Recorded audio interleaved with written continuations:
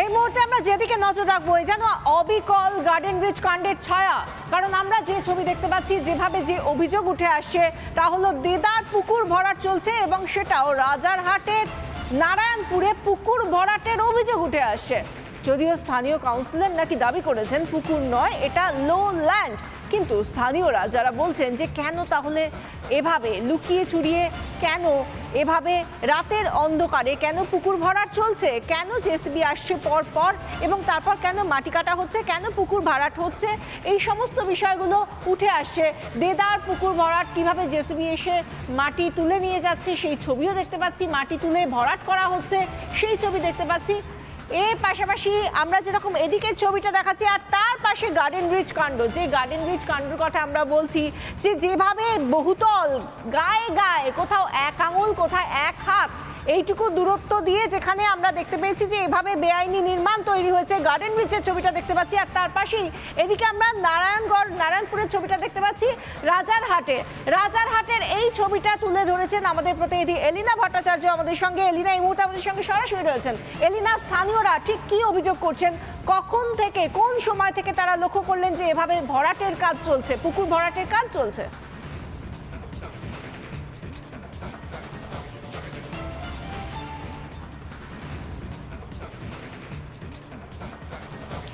একেবারে এই বিষয়টা দেখো, এ যেন আরও একটা গার্ডেন ব্রিজ বলা যেতেই পারে। কারণ গার্ডেন ব্রিজ ঘিরে এই মুহূর্তে তো আমরা জানি খবরের শিরোনামে গার্ডেন ব্রিজ কীভাবে পুকুর ভরাট করে সেখানে বেআইনি নির্মীয়মান বহুতল তৈরি হয়েছিল, যে কারণে সেই বিল্ডিং ধসে পড়ে কত মানুষের প্রাণ গিয়েছে। এবং সেই একই ছবিটা আবারও একবার স্পষ্ট হচ্ছে। আমি এই মুহূর্তে রয়েছি রাজারহাটের নারায়ণপুরের 2 নম্বর ওয়ার্ডের আজাদ হিন্দ পল্লীতে। যে জায়গাটায় আমি দাঁড়িয়ে রয়েছি ঠিক সেই জায়গাটাই দীর্ঘ 1 মাস ধরে সেই জায়গায় পুকুর ভরাটের কাজ চলছে। মাটিগুলো এখনো পর্যন্ত মাটিতে পা কিন্তু বসে যাচ্ছে বিশাখা, কারণ এই মাটি সদ্য ফেলা হয়েছে। বিভিন্নভাবে এই মাটি ফেলে পুকুরটাকে বুঝিয়ে দেওয়া হচ্ছে। এটা একটা বিরাট জলাশয় ছিল, যেটা প্রায় 4 বিঘার কাছাকাছি জমির মাপ যদি আমরা স্থানীয়দের থেকে জানছিলাম, সেই মাটি ফেলে দীর্ঘদিন ধরে সেই পুকুরটিকে কিন্তু বুঝিয়ে দেওয়া হচ্ছে। আমার ভিডিও জার্নালিস্ট এই মুহূর্তে দেবব্রত সেই ছবিটা তুলে ধরছে। তুমি দেখতে পাচ্ছ সদ্য মাটি ফেলা হয়েছে, এই মাটি কিন্তু এখনো পর্যন্ত শুকিয়ে যায়নি। এইভাবে দিনের পর দিন ডাম্পার এনে সেখানে কিন্তু মাটি ফেলা হচ্ছে। আমি একটু কথা বলার চেষ্টা করব যারা এখানে রয়েছেন, যারা দীর্ঘদিন ধরে প্রতিবাদ করেছেন, তার সঙ্গে একটু কথা বলি। দিদি, এখানে কতদিন ধরে মাটি ফেলা চলছে? একদম আপনার পাশেই বাড়ি, কতদিন ধরে মাটি ফেলা চলছে? প্রায় দিন 20-25 তো হবেই, প্রায় মাসখানেক হতে গেল। কতগুলো ডাম্পার আসে রাত্রিবেলা? রাত্রিবেলা প্রায় মানে হিসেব করা যাবে না, অন্তত 15-20টা তো হবেই।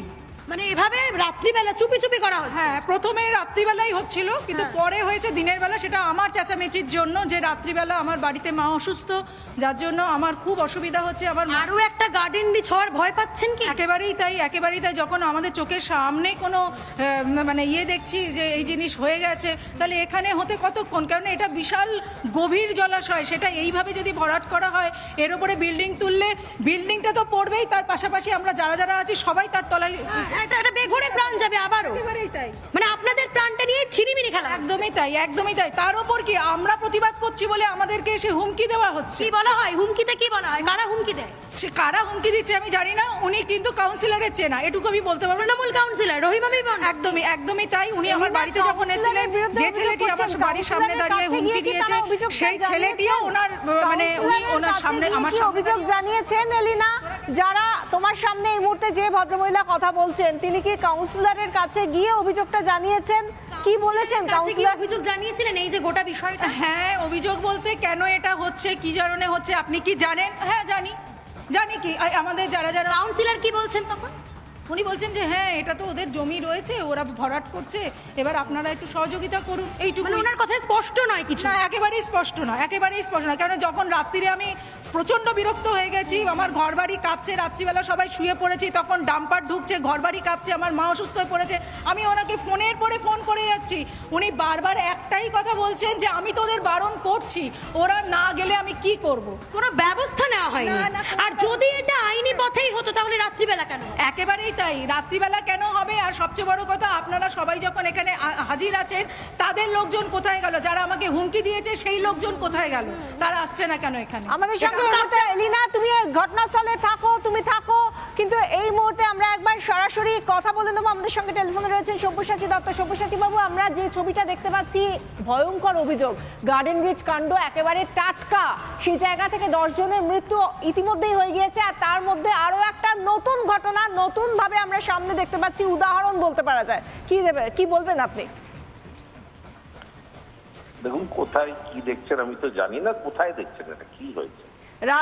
রাজারহাটের নারায়ণপুর এলাকা, সেখানে হচ্ছে, এবং কাউন্সিলরের বিরুদ্ধে অভিযোগ। কত নম্বর ওয়ার্ড? নারায়ণপুর এলাকায় তো অনেকগুলো ওয়ার্ড আছে, 1 থেকে 5, 12, কত নম্বর ওয়ার্ড? কিন্তু এই ধরনের ঘটনা কত নম্বর ওয়ার্ড? এটা কত নম্বর ওয়ার্ড আমি তো আগে সেটা আমরা কত নম্বর ওয়ার্ড আপনাকে আমরা যাচাই করে আবার আমরা জানানোর চেষ্টা করছি। যেটা জানা যাচ্ছে যে এই এলাকা নারায়ণপুরের মধ্যে পড়ে এবং সেটা রাজারহাটের অংশ, রাজারহাটের 2 নম্বর ওয়ার্ডে। কর্পোরেশন এলাকা? এটা কি কর্পোরেশন এলাকা? রাজারহাটের নারায়ণপুর 2 নম্বর ওয়ার্ড কর্পোরেশনের। এলিনা, আপনি একটু প্লিজ সঙ্গে থাকবেন সব্যসাচী বাবু। আমি কোয়েশ্চেনটা করবো এলিনার কাছে। এলিনা, তুমি যে জায়গায় রয়েছে সেটা কি কর্পোরেশন এলাকা? সেটা কোন ওয়ার্ডের অন্তর্গত?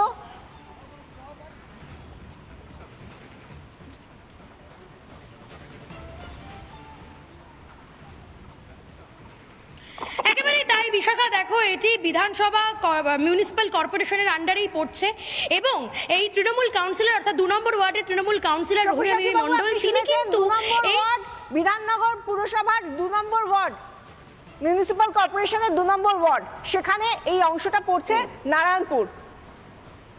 কিভাবে হচ্ছে এটা? দেখুন, একটা গভীর জলাশয় সব্যসাচী বাবু, যারা স্থানীয় তারা বলছেন গভীর জলাশয় 20-25 দিন ধরে রাতের অন্ধকারে ভরাট করা হচ্ছে। প্রতিবাদ করা হয়েছিল, তারপর দিনের আলোতেই ভরাট করা হচ্ছে। 2 নম্বর ওয়ার্ডের কাউন্সিলর আমার যতটা জ্ঞাতার্থে আছে, উনি রহিমা বিবি মণ্ডল কাউন্সিলর, উনি নিজেই মেয়র ইন কাউন্সিল, ওই ওয়ার্ডের কাউন্সিলর, যিনি পরিবেশ দপ্তরেরই মেয়র ইন কাউন্সিল। তো ওনারই তো দপ্তর, এটা ওনারই দপ্তর। তাহলে কি আপনি নিজে আশ্চর্য হচ্ছেন যে তিনি কি করে কাজ করছেন? তার বিরুদ্ধে এই অভিযোগ কি করে উঠছে? ওনাকে যারা কমপ্লেন করছেন তারা ওনাকে বলছেন না কেন? ওনারা বলছেন যে তারা তার কাছে প্রথমে গিয়েছিলেন, তারপরে কোনো তো লাভ হয়নি, উল্টে তার যারা অনুগামী তারা পাল্টা তাদেরকে প্রাণনাশের হুমকি পর্যন্ত দিচ্ছেন, কারণ তারা প্রতিবাদ করছেন। দেখুন, প্রাণনাশের হুমকিটা পুলিশকে বলতে হবে, আর বেআইনি জিনিস যেটা নির্মাণ হচ্ছে, কি জমি মানে পুকুর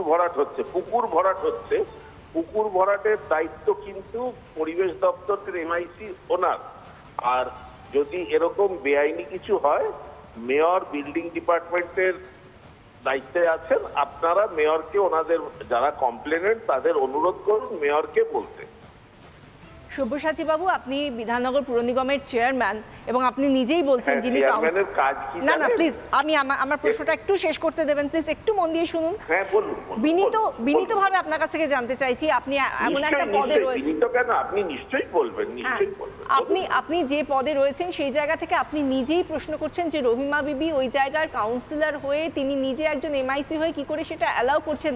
বিশ্বাস করুন সব্যসাচী বাবু, এই প্রশ্নটা গোটা বাংলার মানুষের, যে কি করে 20-25 দিন ধরে এত গভীর একটা জলাশয় ভরাট করা হচ্ছে রাতের অন্ধকারে, এমনকি প্রকাশ্য দিবালোকে, এটা তো স্বাভাবিকভাবে প্রত্যেকে আপনাদের দিকেই তাকিয়ে রয়েছেন। কি হচ্ছে এটা বাংলায়?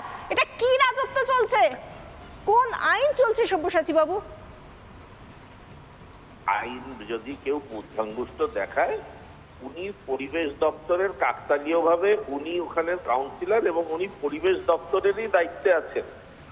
ওনারই দায়িত্ব হচ্ছে উনি পুকুর রক্ষণাবেক্ষণ করার, পুকুর বা জলাশয় রক্ষণাবেক্ষণ করার।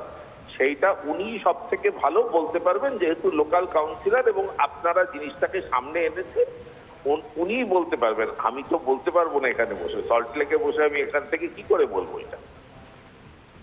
অনেক ধন্যবাদ সব্যসাচী বাবু। বিধাননগর পুর নিগমের চেয়ারম্যান সব্যসাচী দত্ত আমাদের সঙ্গে এই মুহূর্তে ছিলেন এবং তিনি বলছেন যে কি করে তিনি নিজেই কোথাও গিয়ে হয়তো তিনি বলছেন যে না, তিনি এই প্রশ্নটা করছেন না, কিন্তু এটা তাকে ভাবাচ্ছে বটে যে রহিমা বিবি, যিনি রাজারহাটের নারায়ণপুরের 2 নম্বর ওয়ার্ডের কাউন্সিলর, তিনি তো নিজে এমআইসি, পরিবেশ দফতরের এমআইসি, সেখান থেকে তিনি কি করে পুকুর ভরাট তার এলাকায় হচ্ছে এবং তার বিরুদ্ধে যে ভয়ঙ্কর অভিযোগ হচ্ছে যে তিনি এটা সমস্তটা জানেন, তার অনুগামীরা উল্টে যারা প্রতিবাদ করছেন পুকুর ভরাটের বিরুদ্ধে তাদের প্রাণনাশের হুমকি দেওয়া হচ্ছে।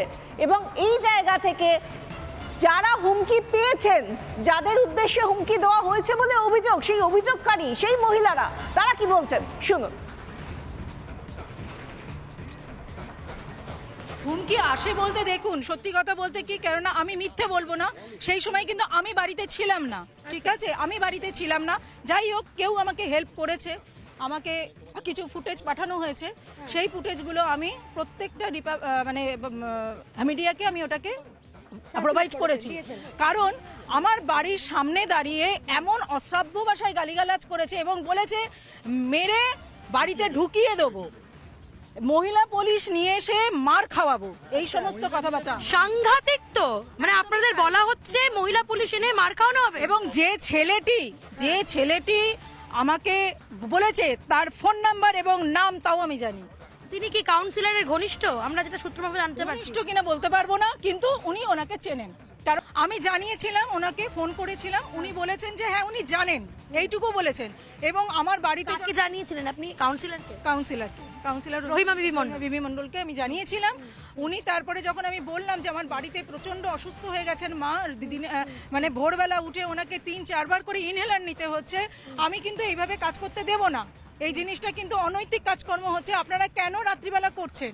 আপনাদের জমি, এখানেও একটা বেআইনি নির্মাণের কি একটা ব্যাপার উঠে আসছে, এখানে পুকুর বুঝে একটা বেআইনি নির্মাণ বলেছি। যদি এটা আপনাদের লিগাল হয় তাহলে আপনারা কেন দিনের বেলা করছেন না? দিনের বেলা ওই গাড়িগুলো আসে না, আমি বলছি তাহলে অন্য গাড়ি দিয়ে কাজ করান, ভ্যান দিয়ে কাজ করান, এইভাবে কেন কাজ করেছেন? আমার দিন ধরে এখন মিডিয়ারা আসছে বলে ওরা হয়তো আসছে না, ওরা কেন মিডিয়ার সামনে আসছে না সেটা আমি জানি না। তাহলে তো ওরা যদি এটা যদি লিগাল হয় তাহলে তো ওরা মিডিয়ার সামনেও কাজ করতে পারছে। বাড়ির সামনে একটা রেসিডেন্সিয়াল এরিয়ার মধ্যে এবং জেসিবি ঢুকে গেল, তো আমরা সেটা নিয়ে সঙ্গে সঙ্গে 1-2 দিনের মধ্যে আমরা কাউন্সিলর ম্যাডামকে জানালাম যে ম্যাডাম এই ব্যাপার, আমরা তো রাত্রিরে ঘুমাতে পারছি না। উনি একটা সলিউশন করলেন এটাকে, যে এটা সারা রাত্রির কাজ হবে না, সারাদিন ব্যাপী কাজ হবে বলে সারাদিন ধরে কাজ হতো। তিনিও জানালেন না যে আসল কাজটা কি, কাজটা কি কিছুই জানালেন না। উনি বললেন এটা নাকি জলাশয় না, এটা লো ল্যান্ড। এখন জানি না লো ল্যান্ড